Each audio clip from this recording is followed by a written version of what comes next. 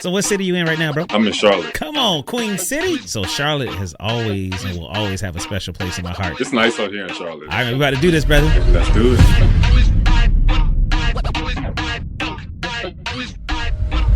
Yes, ladies and gentlemen, and welcome to the Tombslayer Podcast, the place where we have resurrectional conversations. And indeed, I just made that word up. Today is especially delicious because we have a special guest today who hails from the Queen City. It's got a special place in my heart. Bojangleville, ladies and gentlemen, Charlotte, North Carolina. He was the 7th round draft pick in the year of our Lord, 2021, to the Indianapolis Colts, who now hails from Bojangleville, Charlotte, North Carolina, the Queen City. Ladies and gentlemen, please welcome wide receiver for the Carolina Panthers, Michael Strachan. What's up, brother? How are you doing? Everything is good. Can't complain. We in here, man. We in here. Let me start off by saying, what you think about the Bojangles, brother? The Bojangles, it'd be good. I just ordered some the other day. It's good. It's Bojangles be hitting, man. And Bowberry biscuits, brother. You know what I'm saying? You know, you can't go too. At you night can't do too much. Yeah, not too much, but you know, here and there is pretty good. Pretty good, man. It's nothing like the dirty rice. Get that dirty rice up in you. You know? But brother, it is a privilege to have you on, man. I appreciate you for making the time to be on the Tombslayer Podcast. And man, I want to just jump right in. In the intro, I mentioned that you were the 7th round draft pick, right? So I have a cousin who plays in the league. Last year, he was with the Miami Dolphins, Justin Bethel. He was the 6th round draft pick. So talk to me about your expectations going into the draft and watching round after round after round go by, and then finally you get called in the 7th round. Talk to me about that. I mean, the draft time it could be stressful because, you know, you never truly know when you could be picked up or by who you can be picked up, you know. So it's just kind of like a waiting game. You know, you're sitting there. You know, most of the time you're with your family. I was with my family. So we were sitting there, you know, a lot of rounds going by, pick after pick, you know, and it's 3 days, but it's the longest 3 days of your life if you were drafted like on the last day like I did. But it's, you know, it could be a little stressful sitting there, you know, after the first day you don't get called, and the second day you don't get called, and finally on the third day, you know, after 6 rounds, and here comes the 7th round. I'm pretty sure, I was the first pick in the 7th round. So, you know, that was a blessing for me. And, you know, like I said, it was just a time where it was real stressful. Yeah, but, I mean, you're sitting there with your fam. Yeah, everybody's waiting. You're waiting, you know, and you're thinking, and you're trying to figure out what's going on, and then finally the phone rings, and it's just, you know, it's such a blessing. Man, there's a scripture that says, hope deferred makes the heart sick, but when the desires come, it's a tree of life. So I can only imagine the life-giving tree that phone call was for you and your fam, man. So a lot of people, we don't manage our expectations well. And I had Justin on the show, and I was talking to him about sometimes, you know, people's expectations for you, or maybe sometimes our expectations for ourselves, are extremely high, you know. And he went to a very small school in South Carolina, Presbyterian. And it's like, when I was talking to him about this, he mentioned that he did not have those super high expectations. It wasn't like God was going to supernaturally, you know, God going to talk to somebody. I'm going to be the number 1 draft pick. I know don't nobody know me, but I know God going to give me the favor. But it's like sometimes you have to be able to manage your expectations with reality and say, you know what, it doesn't even matter when I get called or if I get called. If I don't get the call, I am who God says I am regardless. So can you speak to that? Yeah, I mean, I just feel like, you know, you got to know your situation, you know, through your spiritual walk, through, you know, what's going on in your daily basis. You know, you'll be able to gauge and understand, you know, at what point you're at. And then you can set goals for yourself, knowing your situation and where you might be at that time in life. Everybody's situation is different. You know, mine might be a little different than what yours might be. But, you know, all of us have a spiritual walk that we're, you know, moving through life with. And I just say, you know, God always got your back, and he knows what's best for you. And, you know, he'll reveal the best moves for you to make, you know, especially in that time once you pray and, you just be thankful for what you have. Yeah. Yeah, man. There are people. I've got a couple of friends in the league, and there's actually a conference that I go to. I have been to a couple of times. Me not ever playing in the league or anything like that, but being a worship leader, and a praise and worship singer and stuff like that. I went to this conference called PAO, Pro Athletes Outreach, and one of the things that I noticed is that there are a lot of believers in the NFL.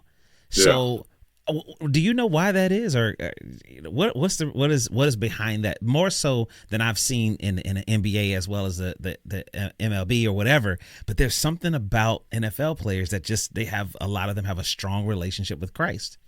I feel like with NFL players, I don't know, like with our sport, you know, I feel like we are, a lot more physical, and so, the mental part is tougher, and so I feel like with most players in the league, mentally we're pretty strong. So I feel like we're not scared or afraid, whatever you want to call it, to you know express who we believe in or who we follow or who we so I feel like that could be a part of it. I'm not Hmm. sure, I don't have all the answers, but Yeah, I feel like, I mean, it's a good thing, most of these athletes, particularly in the NFL, you know follow, have a great spiritual walk, and follow Christ, and it's good to see. absolutely. I know it was very refreshing for me because, just being a spectator, you just imagine that, cats, they come off the field and, movies that hype your head up and as to Right. what you think, how you think they respond and act in real life or eating in public and just tackle somebody. So it is just really, really tough on the exterior. And, of course, then you add the financial piece to it for a lot of people, and it's just like, man, God, who, Jesus, who, like, I'm out here. So, I was going to ask, man, is it difficult for you to express and to live as a believer in that space? Because a lot of people listening to this podcast, man, they're seemingly undercover because they don't feel free to be able to express their relationship with God, or to tell people about their relationship, especially nowadays where Christians get a bad rap, bro. I mean, Right. like, across the board, it's not as popular to be a believer as it was, because like when I was growing up, because there's so many different prevailing thoughts, and everybody thinks that they're right in their own eyes, but to be able to submit your life to the will of God is a very special thing. So is it difficult for you in the space that you live in and you do life in to actually carry the name of Christ, like, openly? I wouldn't say it's difficult. I feel like it's more of a blessing to be able to, share that and express that. Um, I never got the point of believing in something and not being able to express it or show it. So, Mm. deep down in my heart, I'm gonna always, be comfortable with expressing what I believe in, and my daily walk. Um, yeah, so it's just within yourself to have the courage to, be able to express.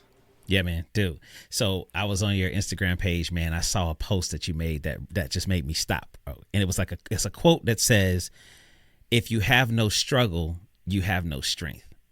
Like, that really, really spoke to me, because a lot of people see where you are. Like, for instance, I'm singing on stage around the world and all this other kind of stuff in the group that I sing in, and people look at me and they figure that I'm above the issues that they have, or some it's just the reality. Or like, people will look at you and say, "Oh man, you don't deal with the stuff that I deal with. You didn't have the struggles that I." But the reality is, the people that are strong have had struggles. So can you talk to us about some of the struggles that you've had to overcome to be the strong man that you are right now? I could just talk from my experience with being, in the NFL, and this is a sport that is high in injuries, and I had an injury, to myself. I had tore my meniscus, and that was it was it was a downtime for me. When it happened, I couldn't believe it. I was actually shocked, and it was I cried some nights because I was in so much pain too as well, like after the surgery and all that stuff, and I couldn't play, and I had to sit and watch my team. Yeah. And I'm the type, I love being out there competing with my teammates. So me sitting there not being able to watch, it really hurt on the inside. It might not sound as crazy to certain people, but for me, like I said, I cried some nights because I was not able to play, the sport that I love due to the injury. But during the process, it made me stronger, like coming off of it, being able to overcome that, and, being able to share my testimony to other people is just, because a lot of other people go through it. And so when people hear my testimony, it can help them get through it. So it just, it's a cycle helping, that I went through, but through my situation, I can help somebody else get through theirs. Absolutely. So it's like the Bible says, we overcome by the blood of the Lamb and by the word of our testimony. Of course, we know that you can't even spell testimony without the word test.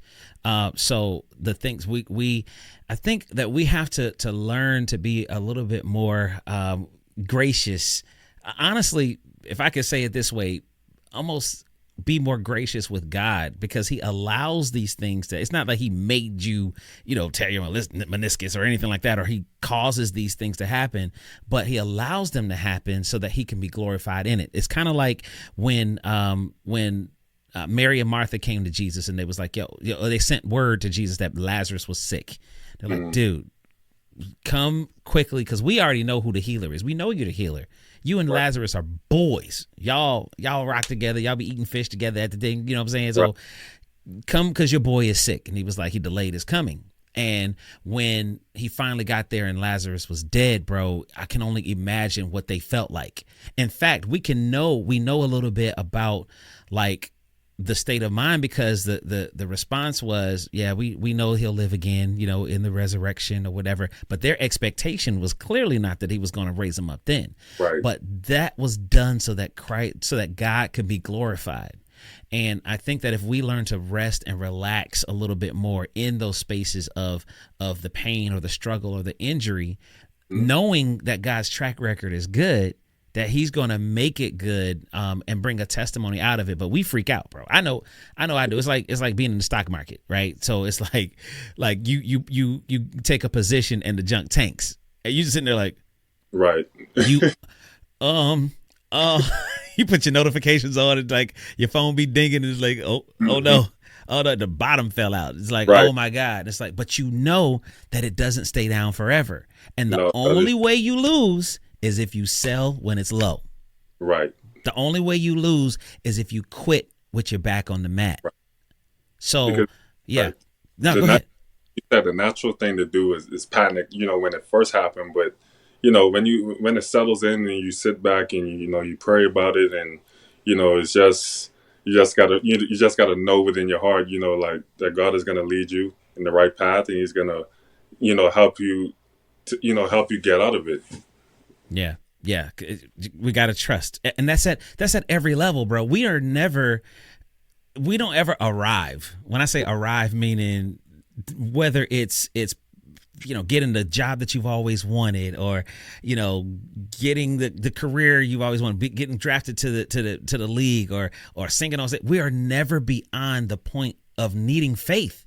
We're never beyond the point. We don't ever arrive to the point where it's like, all right, that's it. From now on, life is good. I don't really need this anymore. Everything is straight. No, we need Jesus said, if you continue in my word, then you are my disciples indeed, and you shall know the truth, and the truth will make you free. This is a walk. This is we're walking with him daily.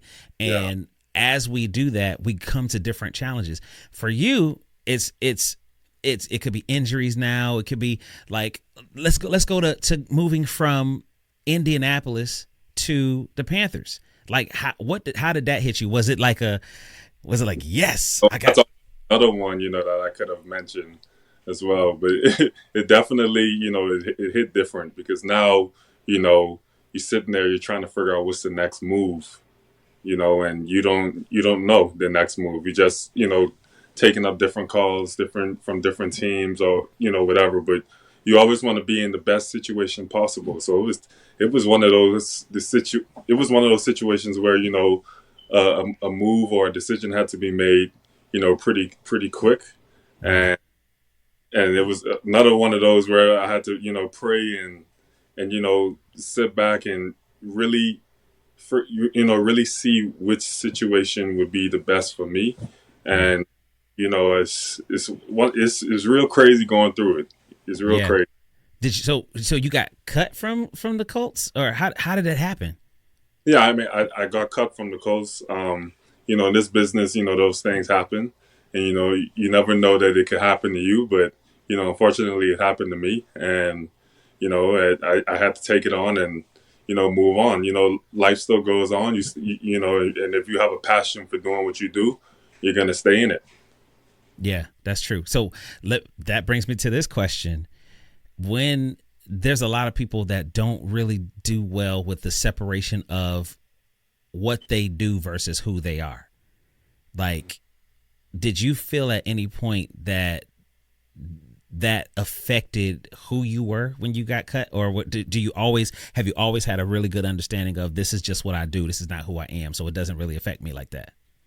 Um, I mean, it can affect you in a way, but me, I always, I know the player that I am. I know the God that I follow. I know, the support base, family base that I have, and so I'm always thankful for those things, knowing that I have that. Um, and so, when I went through it, it didn't change the person that I am. Yeah. I was obviously hurt by it, but it's just like we talk about, it made me stronger, and understand that sometimes life might not exactly go your way on the Yeah. daily on the daily. Yeah. Um, things happen out of nowhere that you can't control, but you know you're gonna get, God is gonna help you get out of it. Absolutely. That's kind of like, again, like being a traveling musician.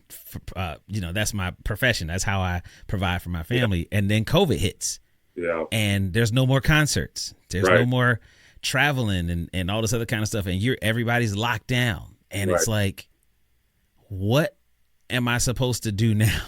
right, So if who I am is informed by what I do, then if what I do ever stops, then I don't know who I am anymore. hmm, And I think that's one of the reasons why a lot of men specifically go through depressions and midlife crisis, because something changes, and what we do, our identity is so locked up and tied up into what we do, that when we don't have to do, or when we don't get to do that anymore, we don't know who we are. And right, we're mad and as my dad would say, kicking the dog, slapping the cat, and flushing the goldfish. Just you right, get arguing and needlessly with your wife, and beating the kids up and stuff. It's like, we have to have a good understanding, a good foundation, a good nucleus, as it were, to know who God called us to be, number one, and number two, which is actually even more important than which is the most important thing, knowing that God has you. There's always a plan. There's always a purpose. If I never step another foot on the stage to sing, then I know that there's something that God has for me. My destiny doesn't stop when COVID hits. right, And not only that, but my responsibilities don't stop when COVID right, hits. So, yeah, like, I was telling my wife, we were talking about it the other day, because she was on Facebook or whatever and saw a picture from 2020. right, And what I did was, bro, so we live in this community in Orlando, got like 308 homes in this community. And so I went out and bought some tree trimming equipment. And Mr. Take Six, Mr. Be on the stage and perform, I'm out there sending people messages in Facebook. Hey, anybody need their trees trimmed? right. Because I still got to provide for my family, you Yeah, know? And so to be able to humble myself and do what I need to do to make sure that my family is good was a really, really big eye opener, not just for me and my wife, but even for my son. So he could see, do what you got to do, bro. You got to make sure that we straight. So that's something that a lot of people, I feel, need to hear, because humility is a really, really important factor, because you can be on top of the world today and you can be at the bottom of right. the pile tomorrow. No, I was gonna say, and that's why I keep, like I said, the support base with my family. Like that's why I keep my family close. You know, it's so much benefits in keeping your family close because number one, like we talk about humility, they help keep you humble Yeah. too. No matter how far you might go up top, they being around your family is gonna help you remember where you came from and help you. They always praying for you and in your corner. So, you gotta always know this. Stay humble and know where you come from. I love it. I love it, man. Dude, this is the kind of conversation that I love, bro. I love talking to especially young brothers that get it, man. And I appreciate your humility. Just your and maybe I could say I've got a couple of Bohemian friends, right? And you guys are always seemingly so even keel. Never too high on the highs, never too low on the lows, but it's just real steady and in the middle, bro. And is that a cultural thing or what? It could be a cultural thing. For the most part, I would say us as Bahamians is pretty, pretty humble, pretty, you go over there, easygoing, really cool people. Mad cool. Cool, man. So we end our podcast asking all of our guests 3 questions, same 3 questions. And I'm going to ask you. All right, you ready? Okay. Question number 1. Give us the origin story of one of your childhood nicknames.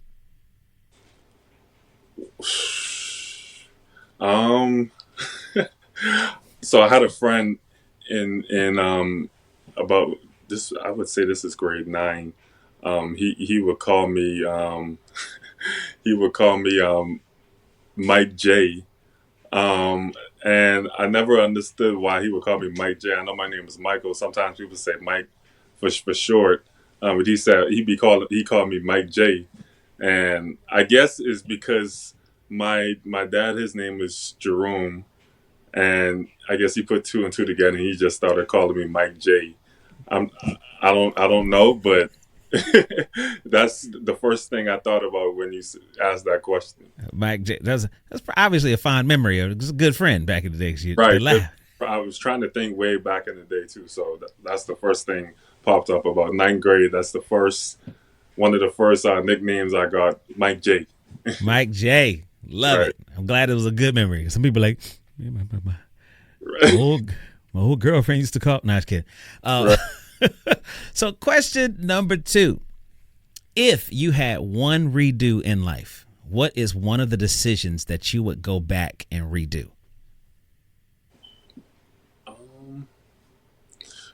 Honestly, I can't think of anything that I would redo. I feel like we go through everything in life for a reason. Everything happens for a reason. And so, God has everything perfect and set to how he has it planned and wants it to be. So I wouldn't, in my opinion, I wouldn't go back and change anything at all. Great answer, brother. That's a great answer. I'm not mad at that at all. Right. Question number 3. Third question. In what way in your life would you like to look more like Christ by this time next year?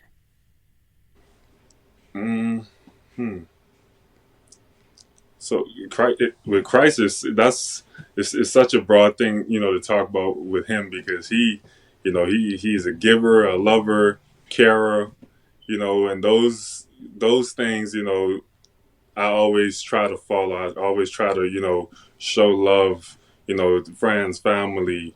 I give, whether it be through tithes and offering, donations. I have a youth camp in the Bahamas, just showing that love back and giving back to my community. So I would say I would want to take that just to a higher level, Absolutely, bro. More like him. More of that. More of that. More of that. More of that. And more of the Bojangles. And that's I might get some today. You know what? Do that. Because there was Bojangles here in Central Florida, right? There was 4 of them, and then they all shut down. Oh, wow. Yes. But then, oh, my God. The prayers of the righteous, the Bible says, the prayers of the righteous availeth much. They brought them back. The only thing they didn't bring back was actual chicken with the bones in it. So now the Bojangles down here don't have no bones in the chicken. Chicken biscuits.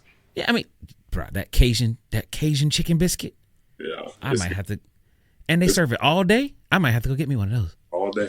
All day long. But I'm gonna do something special for you. I'm gonna bring something special for you. I'm gonna text you and let you know when I'm there. I'm gonna get you a 9-volt battery for that fire alarm to keep going. I keep chirping in the background. I'm gonna bless your life. I'm gonna bless you, Doc. I felt that in my spirit. I said, every time I heard the chirp, I said, Lord, I'm gonna do it for him. I'm gonna do it for him. I didn't even hear it. You sure it's me? It's you. That's what happens. It happens so long that we don't even hear it no more. We be like, Mike, thank you so much, man, for your time, bro. I appreciate you, man. I bless you, your career, your family, bro. May God continue to protect you as you're out there. May he continue to make you a witness for his kingdom, bro. May literally the favor of God and his path become brighter and brighter as you move forward in your career, dude. May your camp go amazing and you inspire so many young people in Bahamas and everywhere you go, but specifically with your camp. May God cause his grace to shine upon you, bro, and may you duplicate people that have the same like precious faith, bro. I appreciate you for your time, man. Thank you for joining us on this podcast, bro. Yes, sir. I appreciate you for having me. It's been fun. Yes, sir. Yes, sir. Well, let's go Panthers, baby. Oh, I need some jerseys, by the way. Keep pounding. That's what it is. Keep pounding. Let's go Panthers. Keep pounding. Love it, man. Appreciate you, dude. All right. All right, good people, listen up now. If you enjoyed that episode, trust me, there's a lot more where that came from. So make sure you subscribe to Tombslayer YouTube page because you don't want to miss one of these conversations. You don't want to miss this sweet, sweet hat game either now.